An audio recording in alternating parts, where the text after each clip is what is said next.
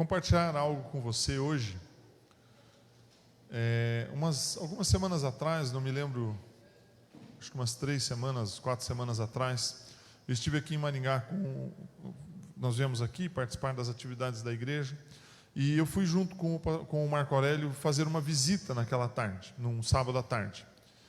E eu confesso que talvez uma parte dessa mensagem eu esteja plagiando dele, eu esteja pegando do que nós compartilhamos ali. Nós visitamos uma família que havia pedido uma ajuda, uma visita, e o Marco leu um texto lá, e nós compartilhamos alguns pensamentos a respeito daquele texto.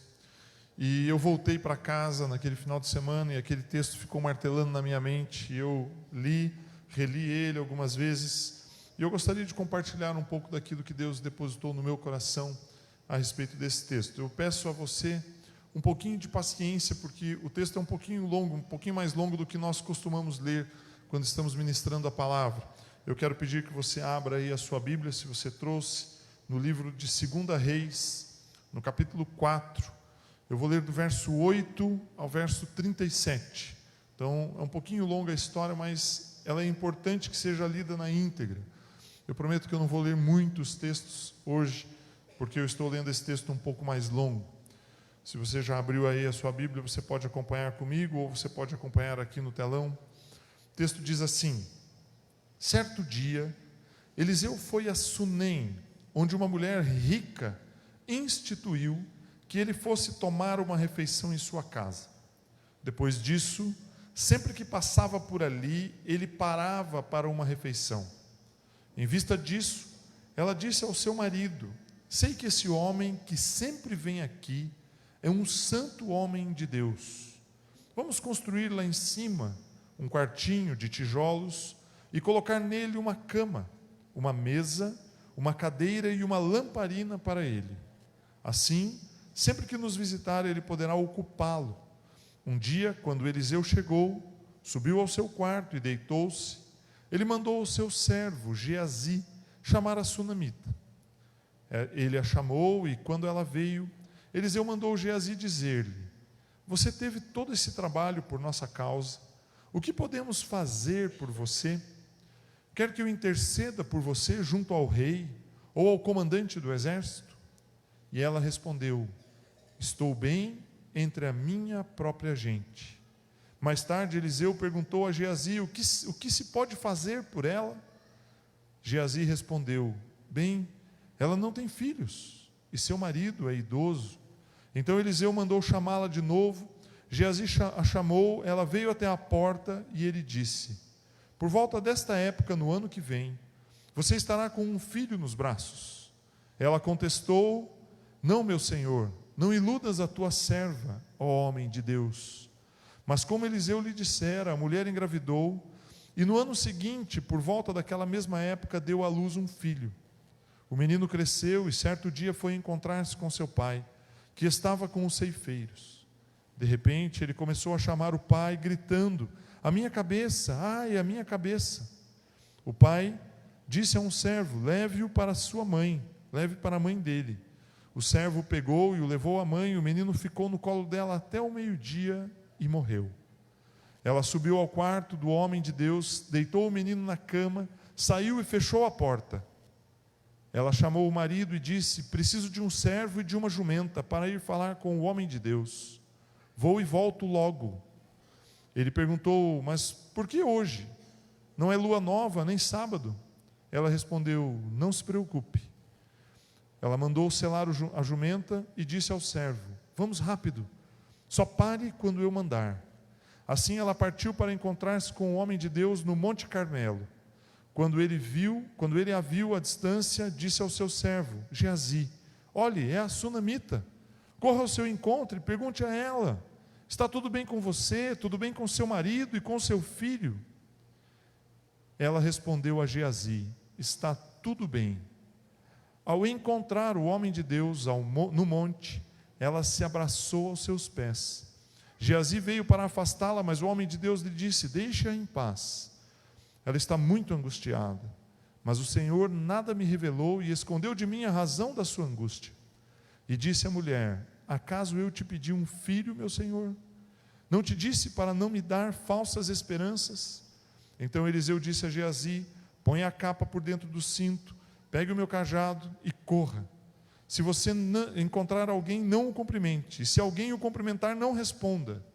Quando lá chegar, põe o meu cajado sobre o rosto do menino.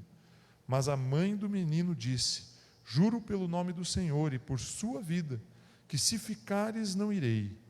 Então ele foi com ela. Geazi chegou primeiro e pôs o cajado sobre o rosto do menino, mas ele não falou nem reagiu. Então Geazi voltou para encontrar-se com Eliseu e lhe disse: o menino não voltou a si. Quando Eliseu chegou à casa, lá estava o menino, morto, estendido na cama. Ele entrou, fechou a porta e orou ao Senhor. Depois deitou-se sobre o menino, boca a boca, olhos com olhos, mãos com mãos. Enquanto se debruçava sobre ele, o corpo do menino foi se aquecendo.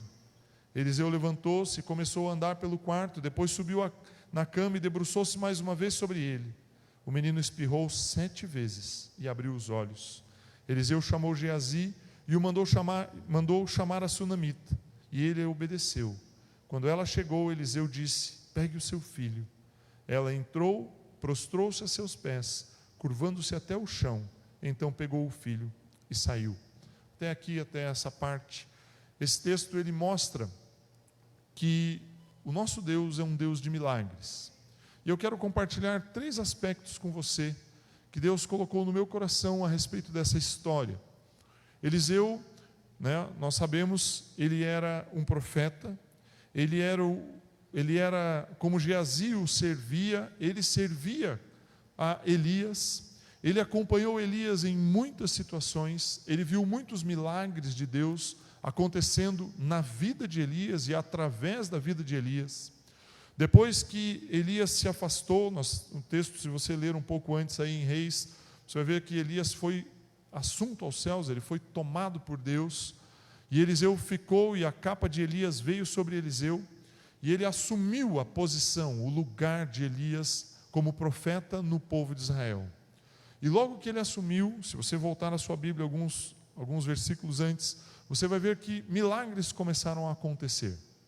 Aquele milagre do azeite da viúva, que ele ministrou a uma viúva que estava ali com um pouquinho de azeite, um pouquinho de farinha, faria um pão e comeria ela e o seu filho e eles morreriam.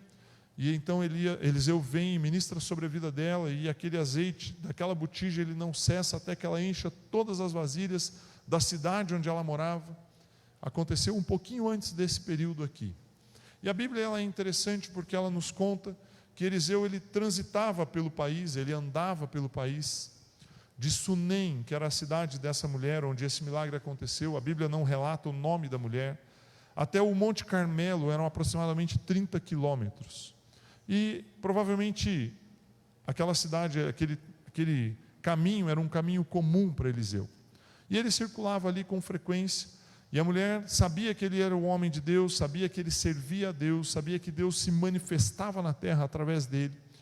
E então o texto fala no verso 8, certo dia Eliseu foi a Sunem, onde uma mulher rica insistiu que ele fosse tomar uma refeição em sua casa. E aqui é o primeiro ponto que eu quero trazer para você. Existe um relacionamento, existe uma forma de se relacionar com Deus, que gera em nossas vidas milagres. Nós olhamos muitas vezes para a Bíblia, olhamos para aquilo que está escrito, para as histórias descritas nesse livro, e muitas vezes nós olhamos para o livro e achamos que o livro é um livro de histórias, é um livro que conta fatos que ocorreram com pessoas que já morreram, conta fatos de pessoas que encontraram soluções, passaram por situações, mas muitas vezes nós achamos que isso ficou lá no passado. Mas isso não é assim. E o que vai nos assegurar de que os milagres que aconteceram no passado possam se repetir hoje é o nosso relacionamento com Deus, porque nós servimos a um Deus vivo. E essa mulher de Sunem era uma mulher que tinha posses, nós vemos aqui pelo texto, o texto fala que ela era rica, seu esposo tinha uma plantação, tinha um campo onde ele arava, onde eles plantavam. Vemos ali quando o menino já era maior, ele foi com o pai para o campo, para colher, para o período da colheita, da ceifa.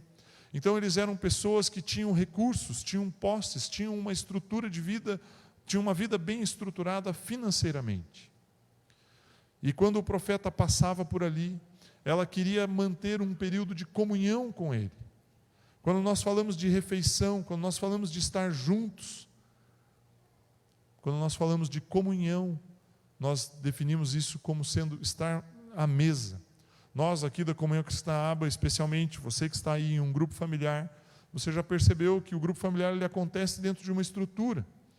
Tem ali um tempo de louvor no começo do grupo, da reunião, tem um devocional da pessoa que está nos recebendo, da casa que está recebendo, tem a carta, tem um momento de gratidão, de louvor, de exaltar a Deus, tem um momento de orarmos, mas existe um momento no final da reunião, que é o momento em que nós vamos para a mesa, não importa aquilo que está sendo servido, importa sim que nós possamos ter comunhão.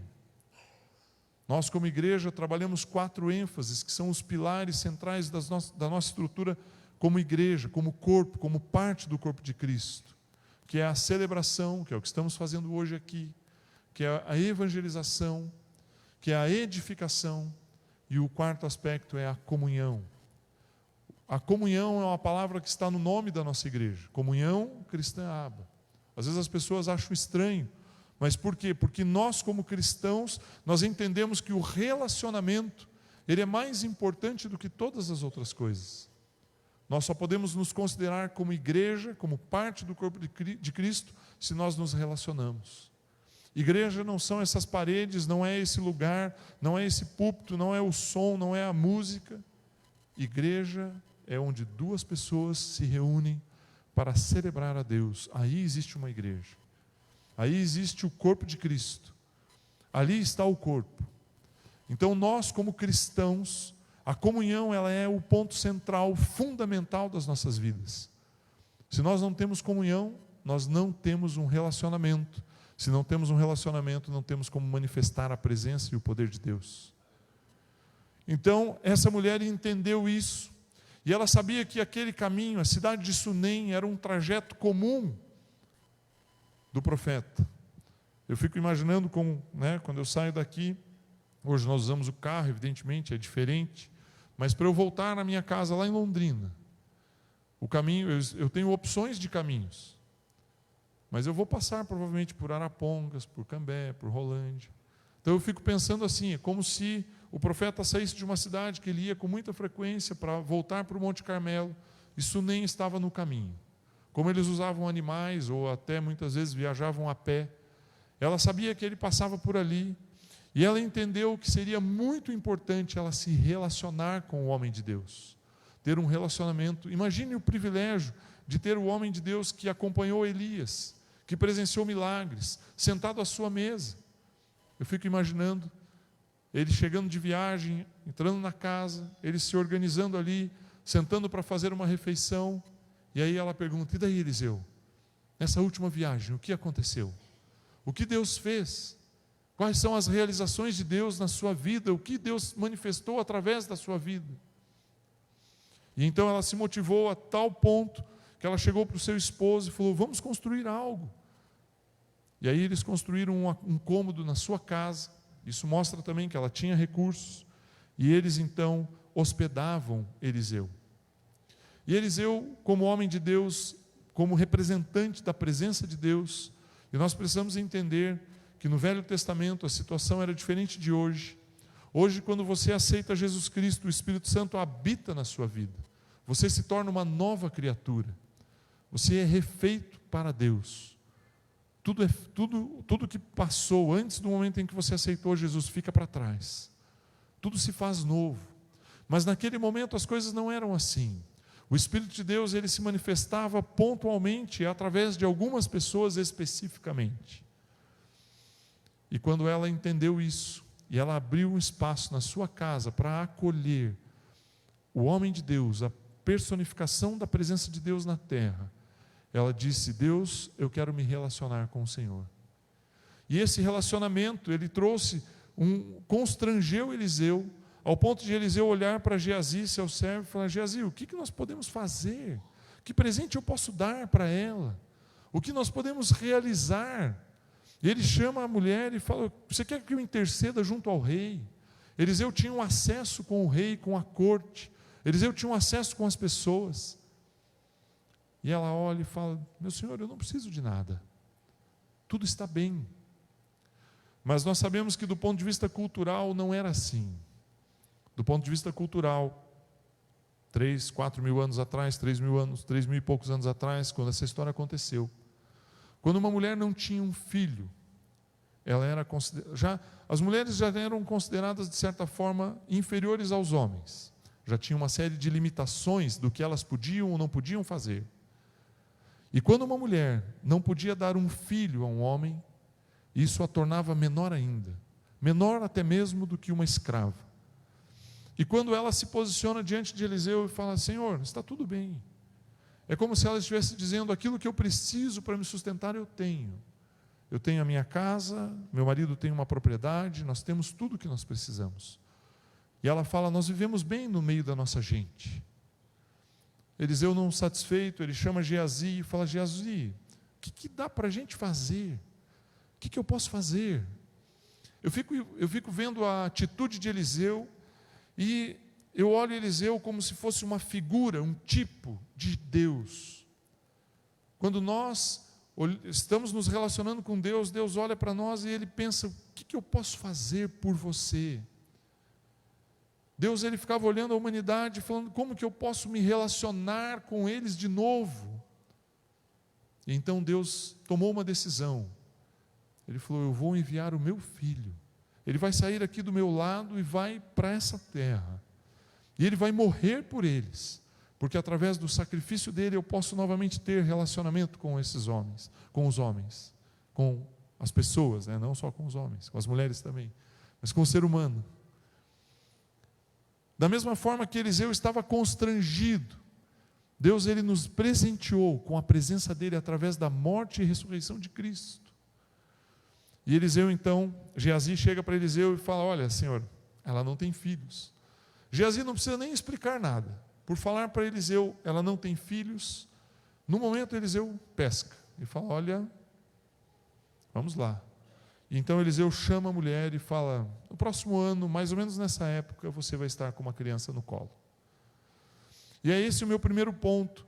Existe um momento de relacionamento que nós temos com Deus, existe uma relação que nós criamos com Deus, que esse relacionamento gera em nossas vidas milagres.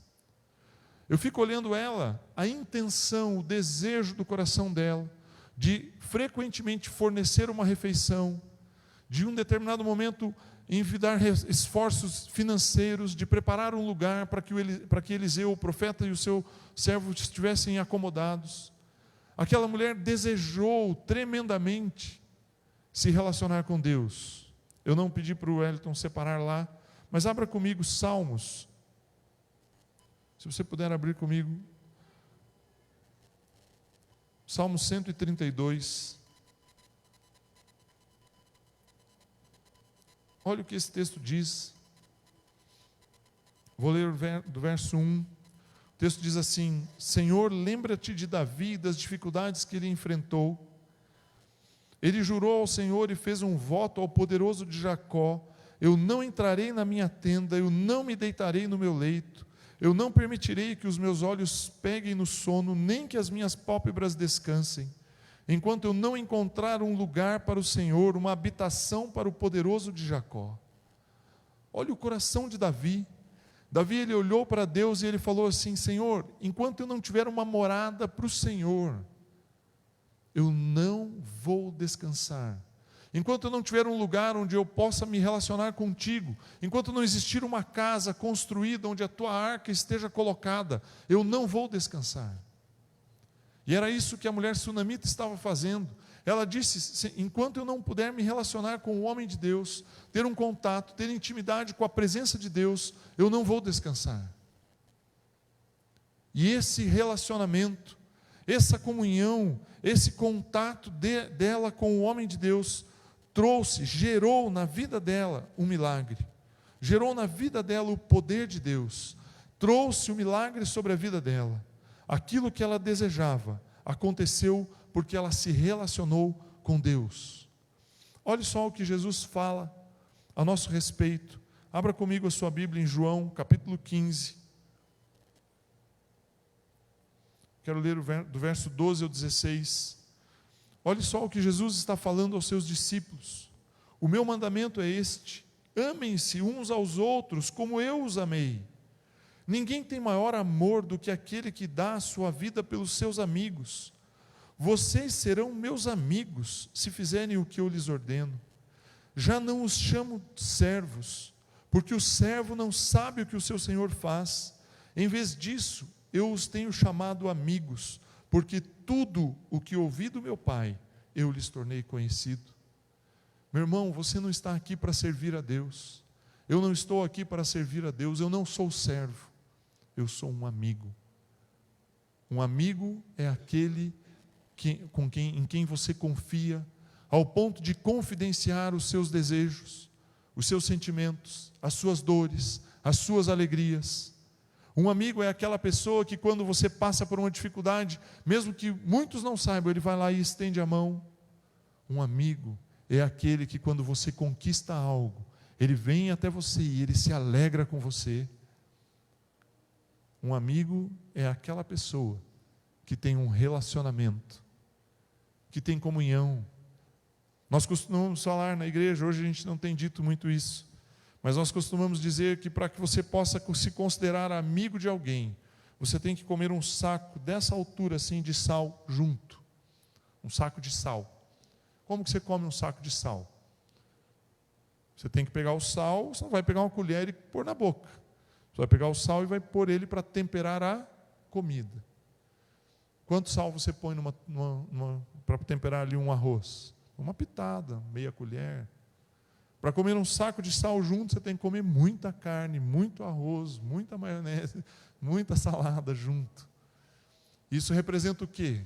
Que para você ter uma amizade, para você ter um relacionamento, você tem que investir tempo, investir em comunhão. Foi isso que a sunamita fez. Ela investiu em comunhão com o homem de Deus. Ela investiu em relacionamento com o homem de Deus. Ela pediu um filho. Ela chegou para ele e falou: Senhor, eu quero um filho. Ela não pediu. Por mais que aquilo fosse humilhante para ela, por mais que o fato de não ter um filho fosse constrangedor, o relacionamento proporcionou o milagre. Muitas vezes, nós olhamos para Deus e dizemos: Deus, eu vou hoje no culto de curas e milagres porque eu preciso de uma cura, porque eu preciso de um milagre. Deus não quer somente atender às suas necessidades, Ele quer se relacionar com você. Ele quer ter intimidade com você. Jesus quer olhar para você e dizer assim: eu não quero um servo. Pense se eu tivesse os meus filhos, o Davi está aqui, a Isabela não está conosco hoje. Pense se eu chegasse para a Andréia e falar: Andréia, vamos fazer o seguinte, nós estamos aqui na nossa casa, tranquilos, temos tudo bem, vamos ter uns 2 filhos, porque daí quando eles ficarem um pouco maiores, a gente não precisa preparar a comida, a gente não precisa arrumar as coisas, a gente põe eles para trabalhar para a gente põe eles para nos servir, a gente põe eles para buscar e trazer as coisas, a gente põe eles para trabalhar para a gente. Será que é assim que Deus quer se relacionar com você? Será que Deus quer que você seja um servo, como se fosse um escravo, somente para ficar indo e trazendo e fazendo as coisas para Ele? Ou Ele quer se relacionar? A maior alegria que um pai tem é quando o seu filho vem e lhe dá um abraço espontâneo. Isso é muito melhor do que o filho lavar uma louça. Não que o filho não deva fazer, não estou dizendo isso, ele pode aprender, porque ele precisa aprender. Mas você não tem filho somente por isso. Imagine se você tivesse os seus filhos, e aí os seus filhos saem de casa, vão fazer alguma atividade, vão para a escola, e aí então, no horário do retorno deles, você pega a sua esposa e fala assim: vamos nos esconder aqui no banheiro, fechar a porta, vamos ficar escondidos.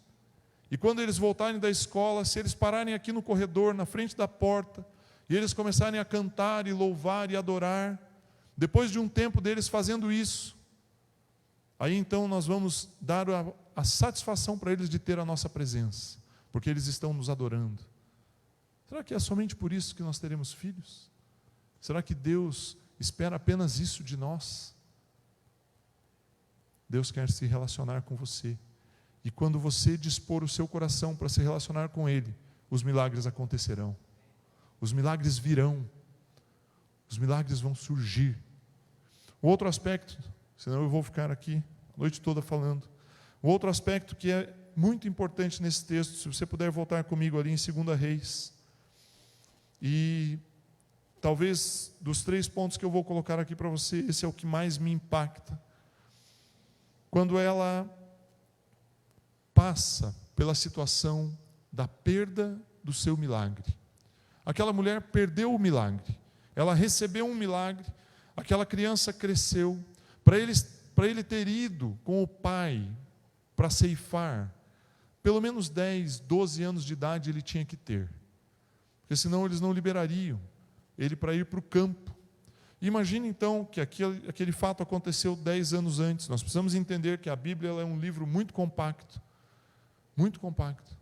Então imagine que depois de 10 anos do milagre andando, correndo ao redor dela, o menino vai com o pai para começar a aprender a mexer com a lavoura. E então o menino passa mal lá, tem uma dor e ele morre. Agora a reação dela é impressionante. Vamos ler ali de novo o verso 20. O servo o pegou o menino que estava com dor e o levou à mãe. O menino ficou no colo dela até o meio-dia e morreu. Ela subiu ao quarto do homem de Deus, deitou o menino na cama, saiu e fechou a porta. Primeira coisa que me vem à mente, será que então eu preciso esconder os meus problemas embaixo do tapete, levantar o tapete e pôr os meus problemas ali? Ela pegou o menino morto, pôs dentro do quarto, fechou a porta e não falou nada para ninguém. É um comportamento estranho. Então ela chama o marido e disse: preciso de um servo e de uma jumenta para ir falar com o homem de Deus. Eu vou e volto logo. O voo e volto logo dela eram 30 quilômetros. Se você caminhar rápido, muito rápido, você caminha a 5 quilômetros por hora. Talvez um animal, vamos considerar que ele ande a 10 quilômetros por hora. Assim, um animal andando rápido. 3 horas ela levaria para chegar lá. E 3 horas para voltar. No mínimo 6 horas. Aquele menino ficaria no quarto. O corpo do menino ficaria no quarto. Então, o marido questionou, falou: mas não é lua nova, não é um período de culto, não é sábado, por que você precisa ir? E então a mulher respondeu: não se preocupe.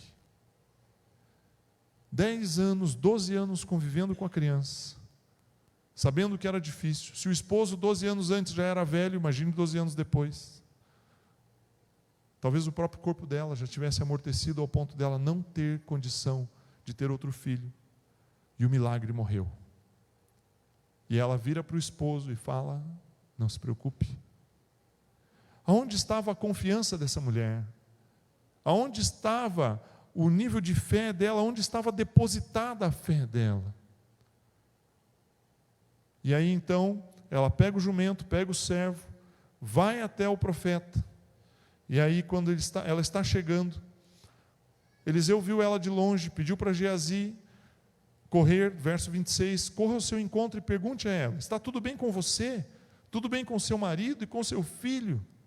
E ela respondeu a Geazi: está tudo bem. E aí eu quero dizer algo para você. Nós muitas vezes enfrentamos problemas em nossas vidas. A Bíblia ela é muito honesta conosco. Jesus disse: no mundo vocês terão aflições, mas tenham, pois eu venci o mundo. Ela estava tendo o quê? Bom ânimo. Ela tinha uma certeza: o meu Deus vai vencer esse problema. O meu Deus, que me deu o meu filho, Ele vai restaurar aquilo que eu perdi. Agora, o ponto que eu gostaria de aprender, de ensinar aqui, de aprender até mesmo, de compartilhar com você é: não adianta você reclamar das suas dificuldades para quem não consegue resolver o seu problema. Escute bem isso. Não adianta você reclamar das suas dificuldades para quem não resolve os seus problemas. Geazi faria o milagre? Não. O marido dela faria um milagre? Não.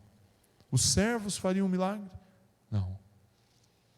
Quando você sai reclamando por aí das coisas que têm acontecido, dos problemas, das lutas, da falta de recurso, da falta de saúde, das dificuldades no relacionamento dentro da sua casa, quando você sai externando isso, reforçando aquilo que Satanás está fazendo contra você, você não vai encontrar solução. Você só vai encontrar solução quando você abrir o seu coração diante de Deus. Para aquela mulher, naquela situação, naquela circunstância, havia um representante de Deus na face da terra, e era Eliseu. E foi ali, diante dele, que ela rasgou o seu coração. Ela olhou para Geazi subindo, eu fico imaginando como se Eliseu estivesse, sei lá, uns 40, 50 metros de distância. Geazi sai correndo, encontra ela no meio do caminho. Geazi pergunta: e daí, está tudo bem? Tudo bem. E ela anda 20 metros, e ela se atira aos pés do profeta, e a angústia do seu coração então é posta para fora. Abra comigo Mateus capítulo 6, veja o que Jesus nos ensinou a respeito de quando nós precisamos buscar a presença de Deus e orar. Verso 5, diz assim: quando vocês orarem, não sejam como os hipócritas. Eles gostam de ficar orando em pé nas sinagogas e nas esquinas, a fim de serem vistos pelos outros. Eu lhes asseguro que eles já receberam sua plena recompensa. Mas quando você orar, vá para o seu quarto, feche a porta, ore ao seu pai que está em secreto. Então o seu pai que vem em secreto o recompensará. Jesus sabia que para que nós possamos nos relacionar com Deus, nós precisamos estar face a face com Ele. Agora, esse quarto aqui, que Jesus descreveu, ele é um quarto de relacionamento. É onde nós encontramos o nosso Pai. A sunamita sabia que não adiantava sair por aí, como os hipócritas aqui que Jesus cita, gritando para todo mundo quais eram os problemas dela. O que eu estou dizendo para você não é que você tem que parar você não pode jogar os seus problemas debaixo do tapete. Você não pode esconder as suas dificuldades, não é isso. O que eu estou dizendo é, existem pessoas que não vão te ajudar, mas existem pessoas que vão pegar na sua mão e vão orar com você. Por isso nós mantemos dentro da estrutura do grupo familiar, chamamos de grupo familiar, porque ali é o núcleo, é a célula, é a base principal, onde você vai expor as suas dificuldades. Eu e a Andréia, nós frequentamos a estrutura grupo familiar há 19 anos, desde 1999. E nós vimos muitos milagres acontecerem, quando ali, naquele lugar, nós derramamos o nosso coração. Nós buscamos a presença de Deus juntos. Nós vimos muitas vezes o poder de Deus se manifestar ali. Nós precisamos entender que o nosso relacionamento com Deus, ele é maior do que qualquer tipo de pessoa que possa te ajudar. Então não adianta você sair por aí reclamando da sua vida, falando para todo mundo, para teus colegas de trabalho: meu salário é muito pequeno, meu salário não dá para nada, eu não tenho dinheiro, eu não consigo, eu não sei, eu não posso. Quando nós nos tornamos pessoas reclamonas assim, murmuradores, nós não alcançamos aquilo que Deus tem para as nossas vidas, porque nós damos mais ênfase para os problemas, damos mais ênfase para as dificuldades. A palavra de Deus diz em Provérbios 16, 24, Provérbios 16, 24, o texto diz assim: as palavras agradáveis são como um favo de mel, são doces para a alma e trazem cura para os ossos. Se as palavras agradáveis são como favo de mel, eu posso entender que as desagradáveis são como fel, são amargas, são ácidas. Se as palavras agradáveis, como favo de mel, trazem cura para o corpo, as palavras desagradáveis trazem doença para o corpo. E nós precisamos entender que aquilo que nós declaramos estabelece o milagre. O meu segundo ponto, que eu já falei ele todo, eu coloquei como ponto aqui, palavras que sustentam a nossa fé. Aquela mulher, ela sabia que o seu problema era enorme, a dificuldade era imensa, mas a confiança dela, ao declarar, está tudo bem, é porque ela estava sustentando a sua fé. O relacionamento que você tem com Deus vai te proporcionar os milagres, mas aquilo que você fala vai sustentar o milagre. Aquilo que você fala vai manter o milagre, vai fazer com que você alcance, com que você persevere. Meu último ponto é exatamente quando Eliseu chega até lá, mas tem um aspecto importante aqui, antes do momento em que Eliseu chega e ora no quarto. No momento em que Eliseu fala para Geazi que ele deveria ir à frente, que ele deveria sair ali, levar o cajado, levar as coisas, né? E é interessante, Eliseu diz para Geazi, põe a capa por dentro do cinto. Eu fico imaginando que a capa era algo comprido, se você vai correr com ela nos pés, vai te atrapalhar. Então enfie isso dentro do cinto, como quem diz, olha, é para você correr. E aí então Eliseu dá algumas orientações, mas aí a sunamita no verso 30 ela fala, mas a mãe do menino disse, juro pelo nome do Senhor e por tua vida que, se ficares, eu não irei. E aqui é o último ponto que eu quero colocar para você. Às vezes Deus permite que nós vejamos o milagre que aconteceu em nossas vidas se perder. Talvez você orou para ter filhos, seus filhos vieram, e aí eles chegam ali na fase da adolescência, da juventude, e eles se desviam. É como se o milagre estivesse se perdendo. Talvez você abriu um negócio, abriu um empreendimento, uma empresa, e por um determinado momento você orou e buscou a presença de Deus, a direção de Deus, e as coisas se estruturaram e cresceram e floresceram, mas de repente veio uma crise, e levou o seu lucro, levou os seus recursos, levou o seu negócio, e você quebrou. Talvez em algum momento você teve a sua saúde perdida. Talvez em algum momento você tenha visto um milagre acontecer na sua vida, no seu físico, mas de repente os sintomas voltaram. E era isso que estava acontecendo com ela. Ela não tinha filhos, o profeta liberou uma palavra, o filho veio e de repente ela perdeu o filho. Mas eu quero te dizer que o nosso Deus é um Deus de restauração.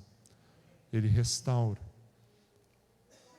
Existe um relacionamento restaurador. O último texto que eu quero ler, abra comigo Mateus, capítulo 14, verso 25. Veja só o que acontece ali. Alta madrugada, Jesus dirigiu-se a eles quem? Aos discípulos que estavam em um barco no meio do mar, no meio de uma tempestade. Jesus dirigiu-se a eles andando sobre o mar. Quando o viram andando sobre o mar, ficaram aterrorizados e disseram, é um fantasma. E gritaram de medo. Mas Jesus imediatamente lhes disse, coragem, sou eu, não tenham medo. Senhor, disse Pedro, se és tu, manda-me ir ao teu encontro por sobre as águas. Pedro era um pescador, sabia nadar. Mas Pedro não queria nadar. Pedro queria andar sobre as águas. Respondeu Jesus, venha. Então Pedro saiu do barco, andou sobre as águas e foi na direção de Jesus. Preste atenção aqui. Mas, quando reparou no vento, ficou com medo. E começando a afundar, gritou, Senhor, salva-me. Imediatamente Jesus estendeu a mão e o segurou e disse, homem de pequena fé, por que você duvidou? Quando entraram no barco, o vento cessou. O que tem a ver essa história com o que a sunamita passou? Se aquela mulher, ao ver o seu filho morto, ao colocá-lo naquele quarto, se concentrasse na morte, certamente ela sentaria no chão e choraria. E o milagre não voltaria. Quando Pedro, ele desce do barco e começa a andar sobre as águas, o texto fala, quando ele atentou para o vento, quando ele olhou para o vento. Quando nós olhamos os problemas, quando nós olhamos as dificuldades, quando nós ficamos concentrados naquilo que o inimigo está fazendo, então nós começamos a perder o milagre definitivamente. Eliseu restaurou o milagre na vida daquela mulher. Mas ela não pediu ajuda para ninguém que não pudesse ajudar. E ela se concentrou em buscar a ajuda da única pessoa que poderia ajudá-la, que era o homem de Deus. É a mesma coisa. Pedro saiu e andou sobre as águas. Ele pisou no mar e andou sobre as águas. Se ele tivesse concentrado naquele que declarou a palavra, naquele que estava à frente dele e disse, venha, se ele ficasse com o seu foco em Jesus Cristo, ele continuaria andando. Mas o texto diz que ele atentou para o vento. Quando você enfrenta um problema, quando você enfrenta uma dificuldade, não adianta você simplesmente pegar aquele problema e colocar do lado e concentrar-se nele. Você precisa se concentrar em quem pode resolver o problema, não no problema. Foi isso que a sunamita fez. Ela tomou uma iniciativa, ela adotou uma iniciativa que era, eu vou buscar a solução em quem pode resolver. Foi isso que Pedro fez naquele momento, em que ele começou a afundar. Ele disse, Jesus, salva-me. Apenas Jesus poderia ajudá-lo. Apenas Jesus poderia fazer algo para tornar aquela situação diferente. Foi isso que a sunamita fez. Ela pôs o corpo no quarto, chegou para o marido e falou, está tudo bem, traga o servo aqui, monta o jumento, vamos viajar. Geazi chegou para ela, ele falou, Geazi, está tudo bem. Mas quando ela chegou diante do homem de Deus, ela demonstrou a sua angústia.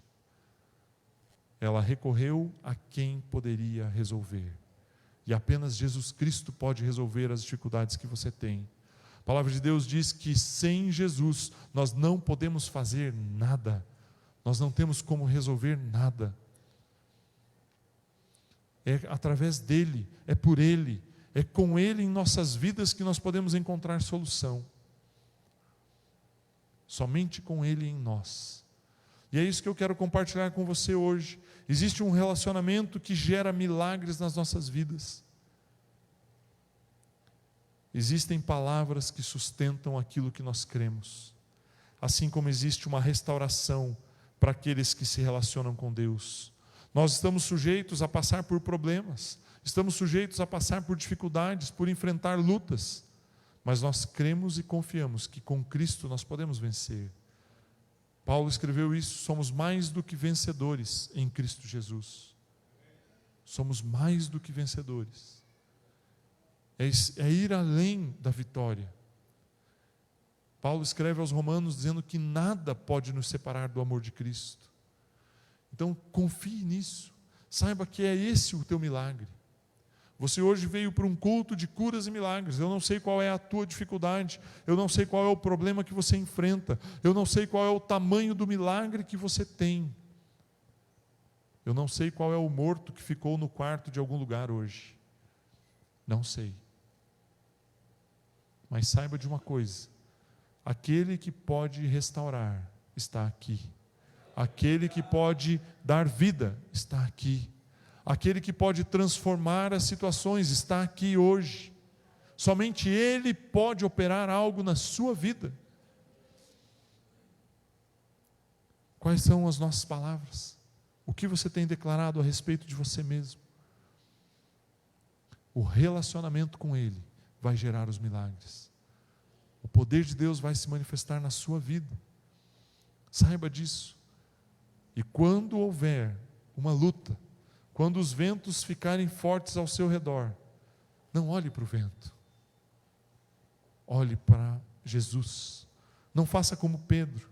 Ou, se você fizer como Pedro, também faça aquilo que ele teve que fazer ali para pedir ajuda. Ele gritou, Jesus, salva-me. E saiba que Jesus vai estender a mão para te ajudar. Saiba disso, tenha confiança nisso.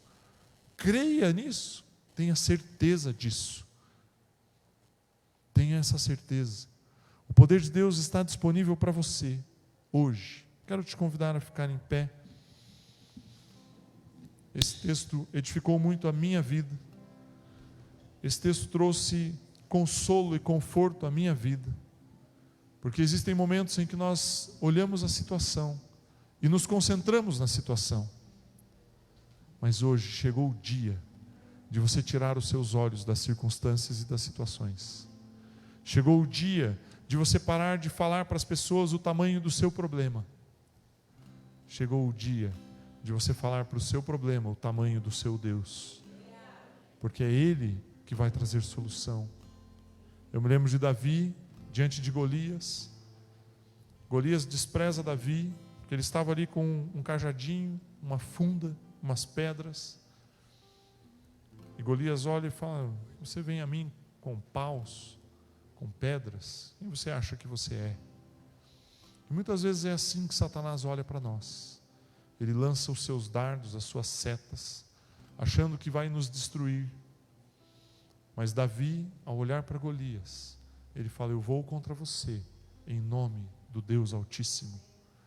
Eu não estou aqui sozinho. Não são essas pedras, essa funda, esse cajado que vão resolver o meu problema. Eles vão ser simplesmente um meio, vão ser simplesmente o caminho que Deus vai usar. Porque a vitória não é minha, a vitória é dele. Jesus Cristo amou tanto você, tanto você. Não existe nas religiões aí afora, não existe nenhum outro tipo de Deus que tenha decidido vir ter com os seus servos. Nenhum outro. Nosso Deus enviou o seu Filho para morrer por nós. Sabemos que o nosso Deus é o Criador de todas as coisas. Ele está acima de tudo. Ele quer se relacionar com você. Ele quer manifestar a presença e o poder dele à sua vida. Ele quer te dar paz. Ele quer tirar toda angústia, todo temor, toda preocupação, todo medo do seu coração. Mesmo diante dos problemas, mesmo diante das dificuldades, mesmo diante das incertezas, Ele vai estender a mão. Mas eu te peço uma coisa: não se concentre nos problemas, não olhe para o vento. Quando algo acontecer, faça como ela, pegou o problema, colocou no lugar, falou: espere um pouquinho aí, eu vou buscar o meu Deus, e o meu Deus vai vir aqui e vai resolver. Não é a minha força, não são as pessoas que estão ao meu redor, não é o seu diploma que vai resolver os seus problemas, não é a sua capacidade humana, não é um médico, não são eles que vão resolver. Jesus Cristo vai. Jesus Cristo vai estender a mão dele hoje sobre a sua vida. Eu creio nisso. Eu quero que você também creia nisso. Jesus Cristo vai estender a mão dele e vai dizer: meu filho, venha comigo. Levante aqui, não afunde. Mas você precisa pôr os seus olhos nele. Não sou eu, não são as minhas palavras. Você não está aqui para buscar um lugar, você está aqui para buscar a Jesus Cristo. Você está aqui para entregar a sua vida a Ele. Somente Ele pode fazer. Somente Ele pode fazer. Somente Ele pode fazer. Vamos louvar o Senhor.